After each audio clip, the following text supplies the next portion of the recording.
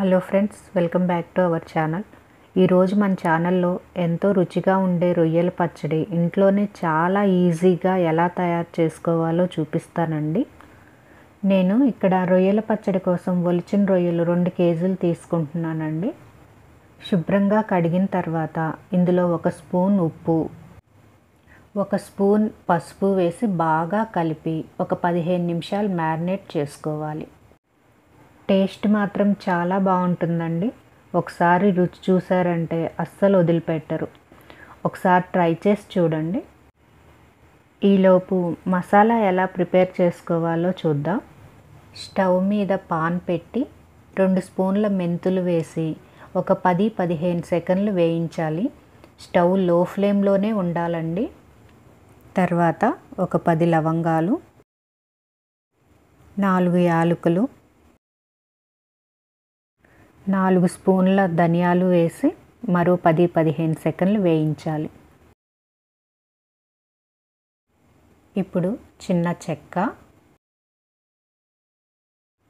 4 స్పూన్ల ఆవాలు వేసి మంచి అరోమా వచ్చే వరకు వేయించి స్టవ్ ఆఫ్ చేసుకోవాలి. పూర్తిగా చల్లారిన తర్వాత వీటిని మెత్తగా పొడి చేసి పెట్టుకోవాలి. ఇప్పుడు కడాయిలో 800 గ్రాముల నూనె వేసుకోవాలి. నేను వేరుశనగ నూనె తీసుకుంటున్నానండి. పచ్చడికి పప్పు నూనె కానీ వేరుశనగ నూనె కానీ అయితే బాగుంటుందండి. గానుగులో అయితే ఫ్రెష్గా కల్తీ లేని ఆయిల్ దొరుకుతుంది.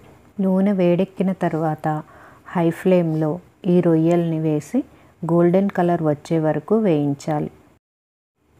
రొయ్యలన్నీ ఒకేసారి వేసేయకుండా సరిపడా వేస్తూ వేయించుకోవాలి. రొయ్యల్లో చాలా వాటర్ ఉంటుందండి. ఈ వాటర్ అంతా పోయి మంచి గోల్డెన్ కలర్ రావాలి, అంతవరకు వేయించాలి.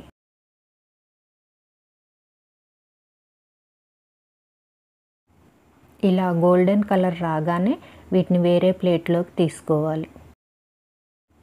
రొయ్యలు సరిగా వేగకపోతే పచ్చడి పాడైపోతుంది. మిగిలిన రొయ్యల్ని కూడా ఇదే విధంగా ఎర్రగా వేయించాలి. ఇలా వేగేలోపు అల్లం వెల్లుల్లి పేస్ట్ రెడీ చేసుకుందామండి. పొట్టు తీసిన అల్లం 100 గ్రాములు, అలాగే పొట్టు తీసిన వెల్లుల్లి 100 గ్రాములు. వాటర్ కలపకుండా మెత్తగా పేస్ట్ చేసి పెట్టుకోవాలి. ఈ అల్లం వెల్లుల్లి పేస్ట్ అనేది మనం అప్పటికప్పుడు చేసుకుంటేనే బాగుంటుంది. రెడీమేడ్ ఫ్రిడ్జ్లో ఉన్నది వాడకండి. రొయ్యలన్నీ వేగిపోయాయి. వీటన్నిటినీ వేరే గిన్నెలోకి తీసుకున్నాక అదే నూనెలో ఈ అల్లం వెల్లుల్లి పేస్ట్ వేసి గోల్డెన్ కలర్ వచ్చే వరకు వేయించాలి. పచ్చివాసన అంతా పోయి మంచి కలర్ వచ్చే వరకు బాగా వేగనివ్వాలి లో ఫ్లేమ్లో. బాగా వేగిన తర్వాత మంచి స్మెల్ వస్తుందండి. చూసారా, చక్కగా వేగింది. ఇలాంటి టైంలో కరివేపాకు కూడా వేసి 1 నిమిషం వేయించి స్టవ్ ఆఫ్ చేయాలి. కరివేపాకు వేయడం వల్ల పచ్చడికి మంచి ఫ్లేవర్ వస్తుందండి. కరివేపాకు ఆరోగ్యానికి కూడా చాలా మంచిది. ఇష్టం లేని వాళ్ళు స్కిప్ చేయొచ్చు. ఇప్పుడు వేయించి పెట్టుకున్న రొయ్యల్లో 1 టీ గ్లాసు ఉప్పు, 2 టీ గ్లాసుల కారం,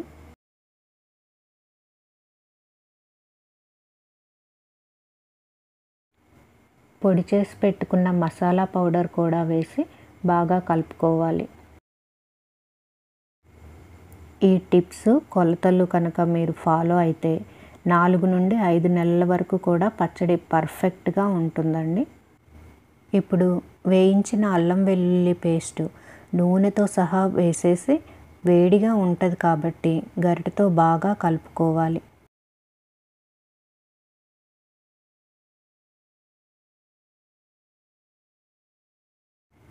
వేడి చల్లారిన తర్వాత 2 టీ గ్లాసుల నిమ్మరసం కలుపుకోవాలి. ఇదే ఈ పచ్చడికి అసలైన రుచి.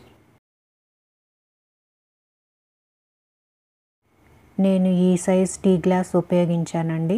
కొలతలన్నిటికీ ఒకే టీ గ్లాస్ ఉపయోగించండి. మళ్ళీ ఒకసారి అన్నీ కలిసే విధంగా బాగా కలుపుకోవాలి. బాగా కలిపిన తర్వాత మీ టేస్ట్కి తగ్గట్టు ఉప్పు కారం సరిపోయాయో లేదో చూసుకోండి. మరో అర గ్లాస్ ఉప్పు పడుతుంది. ముందే ఎక్కువ వేసేస్తే మనం చేయగలిగేది ఏమీ ఉండదు. అందుకే ముందు ఒక గ్లాస్ మాత్రమే వేశాను. కాబట్టి రుచి చూసిన తర్వాత మాత్రమే కలుపుకోవడం మంచిది. ఏదైనా సరిపోకపోతే ఇప్పుడే కలుపుకోవాలి. చూసారా, మంచి రంగు వచ్చేసింది. చూస్తేనే నోరూరిపోతుంది కదా. కానీ ఒక 2 రోజులు ఆగాలండి. ఎందుకంటే రొయ్యలకి బాగా ఉప్పు కారం పట్టి ఆయిల్ బయటకు వచ్చి మంచిగా తయారవుతుంది. అప్పుడు తింటే కనుక చాలా బాగుంటుంది. ఇది పూర్తిగా చల్లారిన తర్వాత ఒక గాజు సీసాలో వేసి మూత పెట్టేసి 2 రోజులు పక్కన పెట్టేయండి. 2 రోజుల తర్వాత ఒకసారి బాగా కలిపి ఒక బౌల్లోకి ట్రాన్స్ఫర్ చేసి సర్వ్ చేసుకోండి. నచ్చింది కదా ఫ్రెండ్స్, ఒక లైక్ చేసి సపోర్ట్ చేయండి. Thank you.